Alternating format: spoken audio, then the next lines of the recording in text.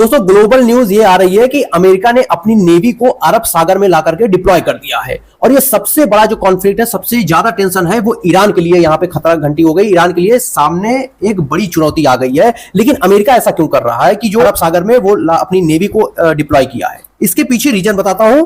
अमेरिकी राष्ट्रपति Donald Trump ने ईरान को एक नया परमाणु समझौता न्यूक्लियर डील करने के लिए 60 दिनों की समय सीमा डेडलाइन दी थी। जब जून के मध्य में यह समय सीमा समाप्त हो गई, जो समझौते हुए थे वो खारिज गए थे, यानी जो ईरान की तरफ से जो रिस्पॉन्स आने चाहिए थे वो नहीं आए। इजराइल का मानना था कि अब ईरान परमाणु हथियार बनाने के बहुत करीब है। लेकिन 60 दिनों का डेडलाइन खत्म होने के जस्ट बाद इजराइल ने एक बड़ा हवाई फायर किया, एक हवाई हमला किया ईरान के ऊपर। और जो ईरान के जो परमाणु केंद्र थे उस पर हमला किया।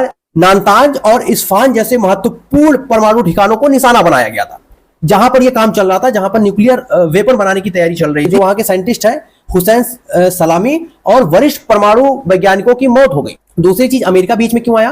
क्योंकि अमेरिका नहीं चाहता है कि ईरान एक न्यूक्लियर पावर बनेगा, वो बिल्कुल नहीं चाहता। और इजराइल भी नहीं चाहता, क्योंकि ये दोनों के लिए खतरा होगा। इजराइल के लिए खास करके खतरा होगा। सबसे बड़ी यूएस के भी सामने और इजराइल के भी सामने यहाँ पे सबसे बड़ी जो मुसीबत खड़ी हुई है वो है रसिया और चाइना। क्योंकि रसिया और चाइना ये दोनों ही ईरान के साथ है और ईरान की राजधानी तेहरान में युद्ध अभ्यास कर रही है।